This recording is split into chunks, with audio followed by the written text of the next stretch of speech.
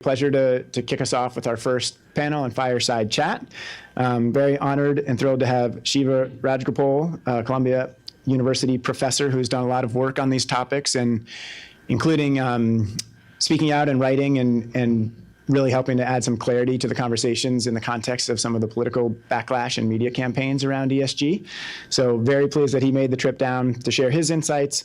And Andrew Poreda from Sage will be sharing some of their perspectives, also in the middle of much of this work in a fireside chat. So with that, I will hand it over to Andrew to get us going. Thank you. ESG, all of you probably heard in the news, what is ESG, right? And there's a lot of different opinions that go around when you hear the word letters ESG, right? It's just an acronym, environment, social, governance. But what does that mean to you? I think as an investor, we have to be very cognizant of what actually ESG means. And so I want to first off set the definition so that we can then have a conversation, right? There sometimes are ESGs as product in terms of like investment strategy, but then what I think is most important is ESG as a process. And I want to highlight that because a lot of the things we're going to talk about later today are about the process, and ESG fits into a lot of these discussions, right? Net zero, DEI, all these other topics. I think it's very important to set that stage. And so this is a process to both, one, act as a risk management tool, and two, identify future opportunities. And so why the need now? All of you probably have seen in the news lately, right? What was September? It was the hottest month on record for September ever. And the summer was also the hottest ever. What does that mean? These risks we see from the climate are not something that you as an investor are immune to. You are exposed to all of these risks in different ways. And I think that's the important part, is kind of knowing that everything that falls into these environmental, social, governance levels, they're all things that matter to you as investors. And so I think we have to make sure that we that are supportive of these, understand these issues, understand that these are, in terms of financial performance is gone, but these affect the financial performance. And so it's not woke, it's not greenwashing, these are issues that are integral to operating as an investor successfully. And so I think we have to be cognizant of that. But then also, we start talking about what's going on in the world in terms of the economy, right? Back in 1970s, PPE, plant, property, equipment, that was the name of the game. That was where the most value in terms of assets, like where companies had their, that was their bottom line. It was running those factories to make money, essentially. But now where are we, right? What is the value of companies? Back in 1975, on the S&P 500, 17% of the assets were intangible. And what I mean by intangible, I mean human capital, R&D, patents. Those were 17%. Anybody know what it is now in 2020? For on the books of the S&P 500, over 90%. So we have moved an economy to a largely service-based economy where instead of now looking at our plants, we now look at people. We look at, what is our company worth in terms of intellectual property? So how do you measure that? Shiva here is an expert accountant. He's going to tell you, like, how does traditional accounting capture some of those risks and opportunities? Does it? It doesn't. It doesn't, right? And so that's the need of like why ESG is very important, and it's a evolving process. It's a work in progress, but it's integral to dealing with a lot of these issues as well as opportunities. So this is how we set the stage for that. And I think all of you've seen there's various places where ESG is under attack, right? Federal government, we see ESG under attack from different rules. Department of Labor trying to basically, we've had lawsuits to try to basically take away the ability to, as a fiduciary, consider ESG factors. That's under attack and still under attack. Fortunately, there was a bill, in Amarillo, Texas, the judge was actually one that you would think would side with the plaintiffs, struck it down and said, no, these are financial material issues. As a fiduciary, you should consider those things or have the ability to consider. And then we also see Supreme Court. We see now that even though DI being struck down by the Supreme Court, that affects college campuses, which all of you are very familiar with. The fear is, though, is that companies now may be next, right? And so this is an important thing. And so you start talking about people, right? And like issues like DEI, how does that affect, talk about, your corporate culture, all these other issues, your development of talent. Now you're telling me that we might not be able in the future to use those. So we're in a very contentious space. And so, Professor, I would like to see your take on, you've been on Capitol Hill, you've talked with critics, you've seen some of their insight. What do you see as the potential challenges, as also as what landscape do you see moving forward as terms of areas to be addressed in 2024, both from a pro ESG perspective as well as a negative ESG perspective? Thank you. So let me just step back a little bit, and first of all, thank you for having me here. This is much prettier than being at Columbia, so and much safer nowadays as well. So is there a big idea behind ESG? Right? People often claim it's some kind of loose agglomeration of three terms put together by a UN committee, E and S and G. Do they all belong together? So I've thought a lot about what is the big idea. So let's start there, since we're at the beginning of the conference and so on. And again, I'm going to use a classic income statement analogy. How many of you actually read 10Ks? Sometimes. Thank God, at least some of them do. The others need to take an accounting class. So let's step back. So what are the big ideas? I think there are three big ideas behind ESG. Idea number one. So if you look at, say, an income statement of Coca-Cola, right? Lots of businesses use some version of natural capital. Now, what does Coca-Cola do? It uses water, it uses soil. We all know about carbon. By and large, we set the cost of natural capital in our income statements to zero. Now, I don't know how to value natural capital, but I know it's not zero. So that's the first observation. The second observation is that the reporting model in general does a pretty poor job of capturing externalities. What does that mean? Passive smoking is an externality. Carbon's an externality. But there are also positive externalities that companies create. Now think about Zoom. How much do you pay for a license to get Zoom? I don't know, like $100 a month, a year, whatever. The value that Zoom adds to your life is like 10 times more or 20 times more. Vaccine. Pfizer, for instance, of course, the CEO at Pfizer made a lot of money. BioNTech made a lot of money. But the money that they saved all of us by stopping, COVID, perhaps maybe 6, 8, 9, 10 months before, was huge. So we ignored both negative and positive externalities. So ESG need not be a defensive conversation, is the point. And the last point, increasingly worry that the link between the owner and the manager nowadays is almost non-existent. What do I mean by that? Passive indexing, is fantastic for all of us as individuals. I'm not so sure about what it does in the entire system. Who's reading a 10K anymore? Most of us are basically buying labels. Who's policing the label? I often joke when I go to a grocery store, what am I buying? Natural or eggs, for instance, right? I'm a vegan, but I eat eggs. So omega-6, omega-3, free range, I have no idea. It's the exact same problem with the world of mutual funds. Not just ESG. What is value? What is quality? How many of us have seen a definition of quality in a quality ETF? So the third idea here being managerial accountability, right? So to me, as a framework, these are the three big ideas or four big ideas that ESG tries to hit. Now, the practice of ESG, sadly, politely put, is a work in process, right? It's measurements complicated. There's hardly any clarity on what one needs to do. What is your focus? If you're an E fund, maybe you'll put money into Tesla. If you care about S, maybe not so much. With G, who knows how to think about G for Elon Musk? Is he a mad genius? Is he mad? Is he a genius? Who knows?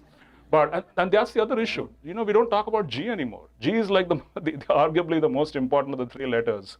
And have we just given up on G? Maybe. Who knows? But I can just go on and on. So to me, that's the big issue, and the dispute and Capitol Hill kind of idea. One of the nice things about Capitol Hill is that it's a evidence-free, fact-free conversation. Unlike even a classroom, people just say anything they want, frankly. So one way to crystallize that in my mind is that the anti-ESG crowd probably worries about next year's EPS. The pro-ESG crowd perhaps worries about 20, 30, 40 years out EPS. So, which is the other conversation we should have. How much of this is values versus value? How do these things interact?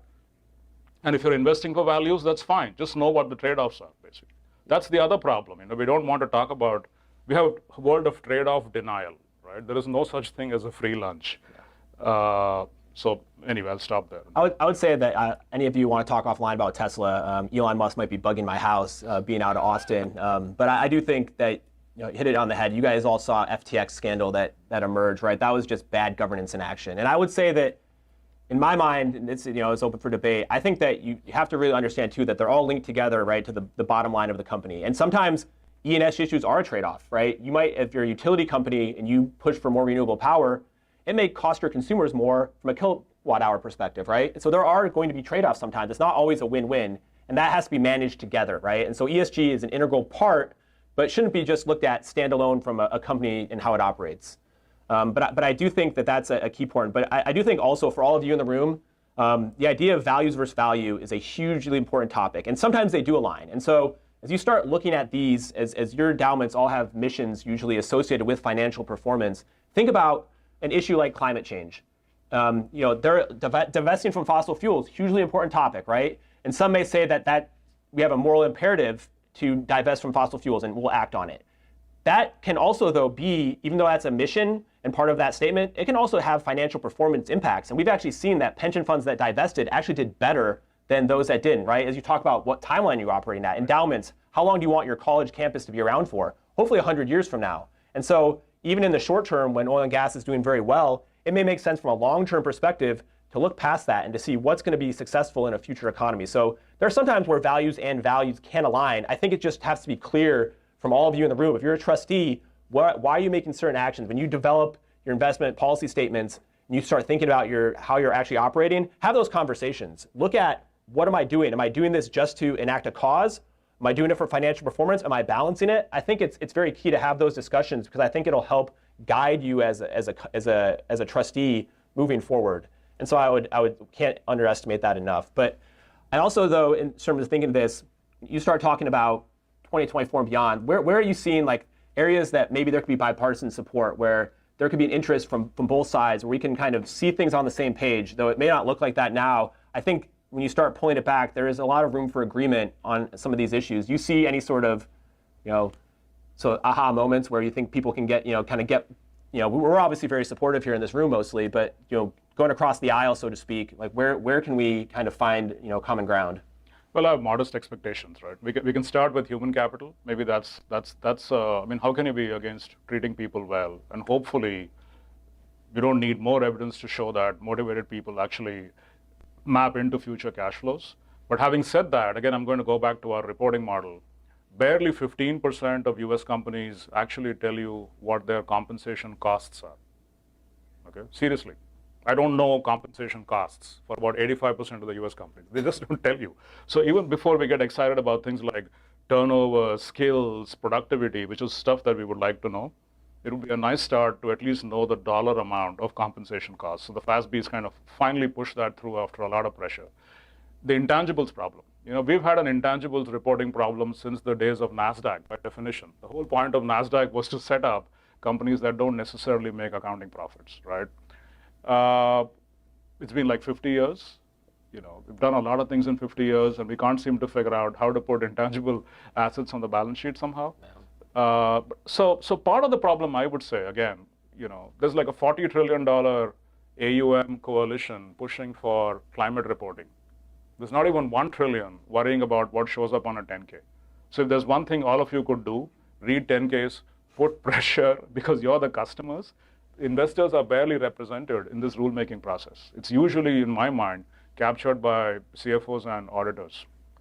Maybe intangibles, maybe human capital. You can do a lot more, but let's start there. Yeah, and I would say this too, since I think this is very important to the room here. So we talk about ESG. One of the big things that may not get talked about in that construct is this idea of stewardship, right? There is so much you can do with your investments that's not just buying and selling certain stocks and bonds. And I think that's one of the key things is looking at how can I be an active owner, right? There's passive funds. That does not mean that you can't be an active owner. And I think there's a big distinction there. So when you engage with companies on certain issues, like I said, demand more information on the 10K. If that's something that you feel is important, work through those proper channels. And if you have the ability to vote on certain issues, be educated, but actually exercise that vote if you have the ability to do so, because these are huge, important issues.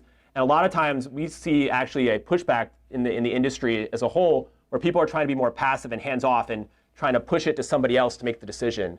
And so if you have the ability to make a decision, I would own it and not try to pass it to somebody else. So I'm happy to talk about that, in smaller groups, but I do think that's a huge important topic that is not necessarily always focused on, and it's more the what are you holding, what are you not holding? Because I would say this, if you also want impact, sometimes investing in high emitting sectors, if you want to impact climate change, that's the place to do it. So there are other ways to look at it. So don't always just be set in terms of what you buy and sell. There are plenty other ways also to have impact and influence in your investments. Engagement? Yeah, we can talk about engagement if you like. So we can talk about anything. No, I think we're throw me a prompt. Yep. No. Cognizant of time, but I think the goal is here is that there's a lot. We want you to be supportive, and I do think in these small group settings, please ask those questions. There are things that we all will not agree on. I'm hoping to talk to the professor offline about an issue that's important to me in terms of, we see at California, they placed a bill that requires Scope 3 emissions as part of their package, climate disclosure as well as then Scope 3. Personally, it's going to be a contentious topic. It's something that many people probably have never had to look at, but it's the idea that we want to report on emissions across the entire value chain. So conceptually, it sounds really important, right? You think about fossil fuels, right? You get it out of the ground, you give it to the customer, and then ultimately it's off your books from a climate accounting perspective. And now the consumer is the one that gets to use it. Obviously, that's problematic, but there are issues with reporting. So sometimes too is what you demand. You have to be careful as, are we demanding too much, and are we having smart conversations in terms of disclosure? Is it reasonable? We can't just always ask for everything. So I think that's too, when you start having a company, the same thing applies, right? You can't say just yes to every want and need. It's a finite balance that you have to be able to be cognizant of. So that's the other part too, that I think when you think about these, you have those priorities, right? You see net zero, JEDI, financial performance, you're trying to balance all of them. Think about that careful dance and understand how some of them may have different, you can only ask for so many things, and it sometimes is a difficult challenge to say yes to everything. And that could be also the same with your investments too, in terms of, So just a couple of quick comments on California, if you want. Are we done? Okay, sorry, let's go to questions. Yeah, sure. So you touched on FASB. So IFRS is IFRS, that's the international version. They've adopted the SASB standards as a foundation. Will that ever happen with FASB? You mean the ISSB that got set up? No.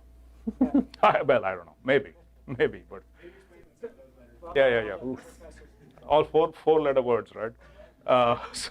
So IFRS simply means okay. So when you write a scorecard, you need some kind of rules of the game to actually figure out what the score means, right? Those things are called, another four-letter word, GAAP, generally accepted accounting principles. So in the US, we have US GAAP, which arguably works very well, except for the intangibles issue and a few other issues. So the rest of the world, everybody had their own way of keeping score. And then there was a push a while back to harmonize this. That is IFRS. So think of IFRS as international accounting principles. Hopefully everybody here knows the SASB. So IFRS, when there's a move to kind of integrate IFRS and SASB, call it integrated reporting, meaning the financial stuff doesn't have to live in a silo compared to the other risk management type stuff. And overseas, now we have something called the ISSB. Think of that as IFRS plus SASB or something like that. A happy marriage, which created an ISSB. So the question is, will we see something like that in the US? I mean, I think the political pushback is massive. In my view, the FASB, as I said, I'm not sure there's much investor representation on the FASB. So unless you guys ask for it, the preparers and the auditors don't want any of this. It's very hard to audit a Scope 3 emission, especially in a litigious environment like the US. Why would I bother if I'm an auditor to kind of certify any of that? Right? So unless we solve the underlying economic tensions, litigation, more demand from users and investors to push rule makers, it's going to be a hard slog. For him, for me, yeah. What do you do? It's not difficult. I mean, it's a trivial problem, frankly. I mean, so consider, say, the pharma model, right? So you have phase 1, phase 2, phase 3 or something. You go through the whole FDA process. So what is the big idea? Why did we start expensing R&D? So back in the day when the rule was written, and that's why it's so ossified, right? In the 60s and the 70s, the idea was that R&D is risky. Nobody says it doesn't lead to profits, but it's risky. So accounting is driven by conservatism. So if you're conservative, you don't book this as an asset. Where did this conservatism come from? Mostly creditors and auditors, because if you put an asset on the books, the auditor doesn't want to really go and certify that this is really worth what it is. So just follow that model. I would say the easiest thing to do is let the manager decide. 80% of the time, managers won't lie. There will, of course, be 20% of the folks who will lie, but that's what the ecosystem is supposed to work. What is the board doing? Where are sell-side analysts? What about short sellers? So the ecosystem in general, by and large, keeps the system honest. So even if 20% of them overstate the value of their intangible, that's fine. We'll figure it out. But to avoid maybe 10 or 20% of managers from overstating the numbers, we're actually doing a massive disservice by leaving out arguably 90% of the value from our balance sheets. And when you leave stuff out, narrative takes over. How do I even know if Amazon is correctly priced? Because the manager is always going to spin some narrative. And how do I stress test the narrative? I'm a trust but verify kind of guy. If I don't trust, I become too cynical. But I'd like to verify. So something like capitalized software. Yeah, something like that. And there's a feasibility constraint. Part of the problem here is that the auditors, in my mind, don't want to exercise professional judgment. Write me a rule so I don't get sued. It's their business model. Well, yes, they're very successful at that, but there's a cost that the others bear. And investors, in my mind, are simply not vocal enough. If there were a $1 trillion AUM coalition to push for intangibles, you'll get it. You don't need 40 trillion. Who's doing the best work figuring out how to price natural capital? Externalities. Who's doing the best work? Who's doing any work? Initiatives. I think there's one at Harvard Business School. Well, it's a complicated problem, right? What is the social cost of carbon? The Biden administration put a number like $185 or something. There were lawsuits on that. I think the perfect is the enemy of the good, partly. Start somewhere, like say $100 number. I don't know whether it's 100 or 185, but it's not $10. That's the price of these offsets these days. So start somewhere commonsensical, or at least start with some low-hanging fruit. Let's fix intangibles. Let's probably fix human capital. We at least have some conversation about social cost of carbon. How do you think about water? It's a local issue. For example, Coca-Cola says it's water neutral. I can understand carbon neutral. I don't know what water neutral means, right? What's the point in taking water away from a place that needs it and replenishing it in a different country, for instance? So what's the social cost of unrecycled plastic? I don't know. But at least let's start somewhere. It's not the price. It's not zero, right? At least start with some range. Common sense tells us maybe it's between 100 and 120 in the case of carbon. Start with 150. It doesn't have to be precise. Otherwise, you'll never make any progress. Part of the problem in my mind, apologies to all the NGOs in the room, this area has too many NGOs. NGOs like perfection.